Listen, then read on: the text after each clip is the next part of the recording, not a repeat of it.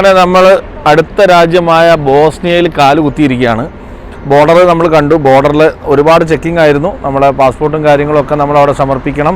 സാധാരണ എയർപോർട്ടിലൊക്കെ വരുന്ന പോലെ തന്നെ നമ്മൾ കസ്റ്റംസ് കാര്യങ്ങളൊക്കെ കഴിഞ്ഞിട്ടാണ് കയറി വരിക. അങ്ങനെ ബോസ്നിയ എന്നുള്ള ഒരു രാജ്യത്തെത്തി. ബോസ്നിയ ആൻഡ് ഹെർസനോവ എന്നാണ് ഈ ഒരു രാജ്യത്തിൻ്റെ മുഴുവൻ പേര് വരുന്നത്. ഇപ്പോൾ നമ്മൾ മഡ്ഗോറി എന്ന് പറഞ്ഞ സ്ഥലത്താണ് എത്തിയിരിക്കുന്നത്.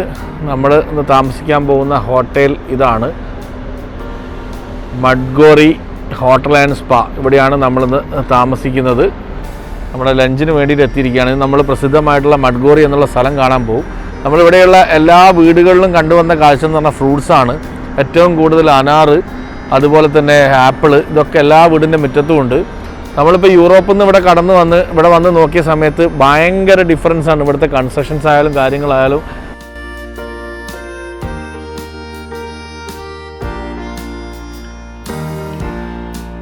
ബോസ്നിയൻ ഫുഡ് സൂപ്പ് എത്തിയിരിക്കുകയാണ്.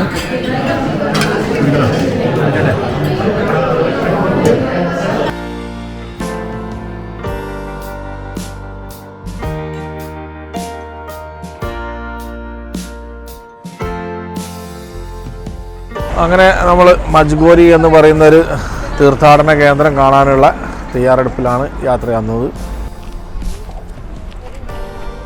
ഇതുമായി ബന്ധപ്പെട്ടുള്ള ചർച്ചും കാര്യങ്ങളൊക്കെയാണ് ഇനി കാണാൻ പോകുന്നത്. പിന്നെ ഫുള്ളായിട്ട് മാതാവിൻ്റെ ശില്പങ്ങളൊക്കെ തന്നെയാണ് സുവനീറായിട്ട് ലഭിക്കുക. മാതാവിൻ്റെ ഒരുപാട് രൂപങ്ങളാണ്.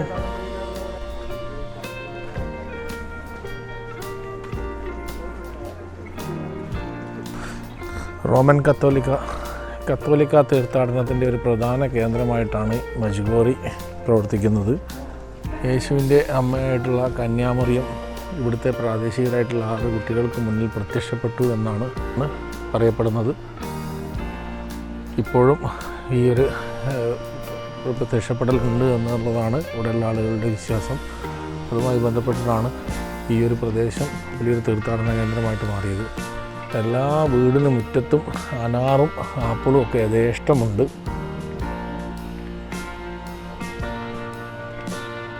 മാതാവ് ഇപ്പോഴും ദിവസേന ഇവിടെ ഈ ഒരു ആളുകളുടെ മുന്നിൽ പ്രത്യക്ഷപ്പെടുന്നുണ്ട് എന്നുള്ളതാണ് വിശ്വാസം. മഡ്ഗോറി എന്ന് പറഞ്ഞു കഴിഞ്ഞാൽ പർവ്വതങ്ങൾക്കിടയിൽ എന്നാണ് അർത്ഥം വരുന്നത്. ഇപ്പോൾ ഒരു വലിയൊരു തീർത്ഥാടന കേന്ദ്രമായിട്ട് തന്നെ അത് മാറിയിട്ടുണ്ട്. ഇഷ്ടം പോലെ അനാറ് നമുക്ക് കാണാം. അനാറിൻ്റെ മരങ്ങൾ തന്നെയാണ്, മാതളത്തിൻ്റെ മരങ്ങളാണ് ഇഷ്ടം പോലെയുള്ളത്. നിറയെ അനാറാണ്. ഇവിടെ ഒരു കാട്ടിൽ ഫുള്ളായിട്ട് അനാറുണ്ട്. നിറയെ മരത്തിന് മുകളിൽ നിറയെ അനാറാണ്. കംപ്ലീറ്റായിട്ട് സുവനീർ ഷോപ്പുകളാണ്.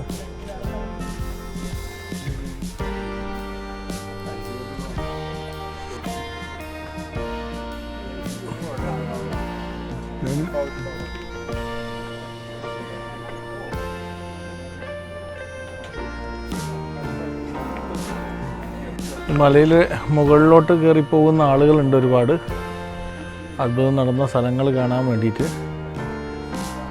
അവിടെ അതിന് മുകളിലോട്ട് നടന്ന് കയറി പോകാൻ പറ്റും. പക്ഷെ ഭയങ്കര ദുർഘടമായ പാതയാണ്. വളരെ ബുദ്ധിമുട്ടിയിട്ട് വേണം അതിന് മുകളിലോട്ട് കയറി പോകാൻ.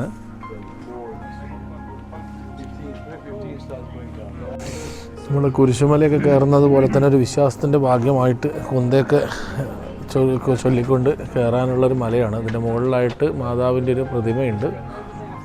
നമുക്കൊന്ന് കയറി നോക്കാം. എന്തായാലും വലിയ കല്ലുകളാണ്, ലൈം സ്റ്റോൺസ് പോലെ.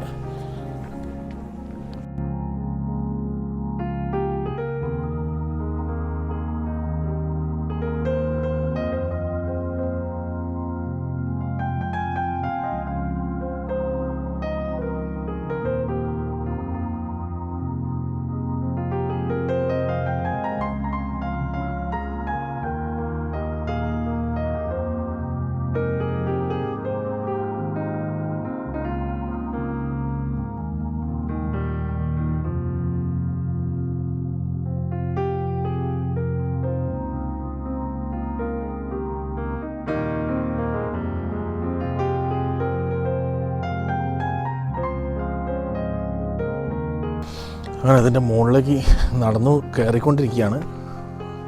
നല്ല ബുദ്ധിമുട്ടാണ് അവിടെ കയറി മുകളിലെത്താനും തന്നെ. കുറച്ച് ദൂരമുണ്ട് നടക്കാൻ.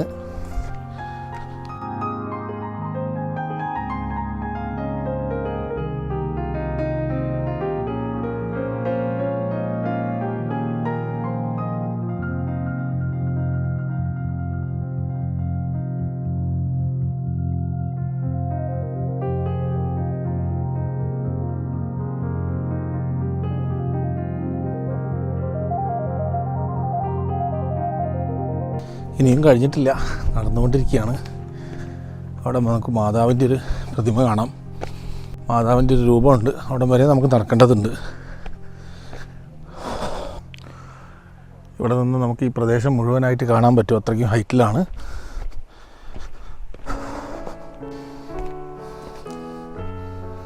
വലിയ കല്ലുകളാണ്. ശ്രദ്ധിച്ചിട്ടില്ലെങ്കിൽ നമ്മൾ വീഴും.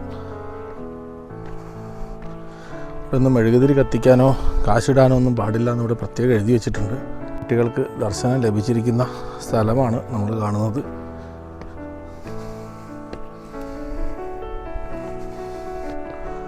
നല്ല വെയിലുമുണ്ട്. ഈ വെയിലത്ത് കയറ്റം കയറി വരിക നല്ല ബുദ്ധിമുട്ടാണ്.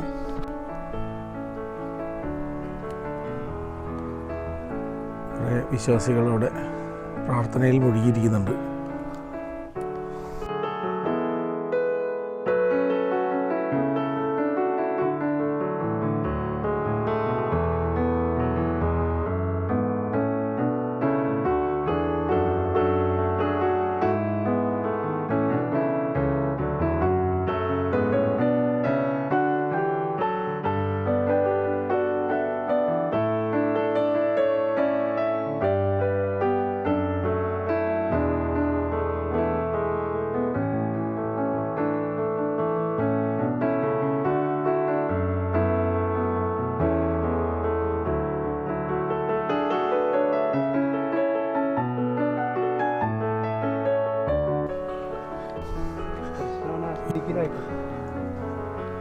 അങ്ങനെ ഈ മല കയറി താഴോട്ട് ഇറങ്ങുകയാണ്. ഒരുപാട് വിശ്വാസികളുണ്ട്. മല കയറിയിട്ട് പോകുന്നു, കോന്തയൊക്കെ ചൊല്ലിക്കൊണ്ട്. എന്തായാലും മാതാവിനെ കണ്ടുവെന്ന് പറയപ്പെടുന്ന സ്ഥലം ഒന്ന് സന്ദർശിക്കാൻ കഴിഞ്ഞു. ഒരു ഭാഗ്യമായി കരുതുന്നു. ഒലീവിൻ്റെ മരവും ഒലീവിൻ്റെ കായാണിത്.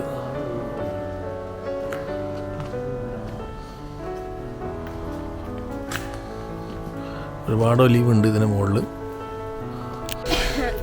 നമ്മളെത്തിയിരിക്കുന്നത് മാതാവിൻ്റെ ചർച്ച് കാണാനായിട്ടാണ്. ഇവിടെ വളരെ മനോഹരമായിട്ടുള്ളൊരു പ്രതിമയുണ്ട് യേശുദേവൻ്റെ.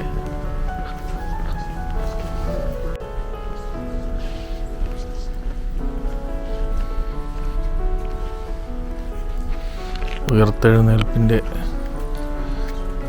ഒരു സന്ദേശം നൽകുന്ന രീതിയിലാണ് ഇതിൻ്റെ രൂപകൽപ്പന.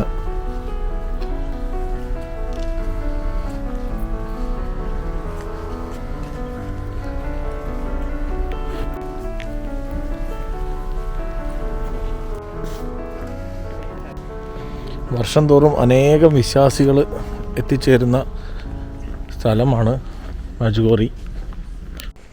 ഇവിടെയുള്ള മരങ്ങളൊക്കെ തന്നെ വളരെ വ്യത്യസ്തമാർന്ന മരങ്ങളാണ്. മാതാവിൻ്റേതായ ഈ ചർച്ചും അതുമായി ബന്ധപ്പെട്ട ഓഡിറ്റോറിയം ഒക്കെ നമുക്ക് ഇവിടെ കാണാം. അനേകം തീർത്ഥാടകരും വിശ്വാസികളും വിസിറ്റേഴ്സും ടൂറിസ്റ്റുകളും ഒക്കെ ഇവിടെ എത്തിച്ചേർന്നിട്ടുണ്ട്. അനേക ഇരിപ്പിടങ്ങൾ ഒരുക്കിയിട്ടുണ്ട്. ഇവിടെയുള്ള പ്രോഗ്രാമുകൾ കാണാനായിരിക്കും.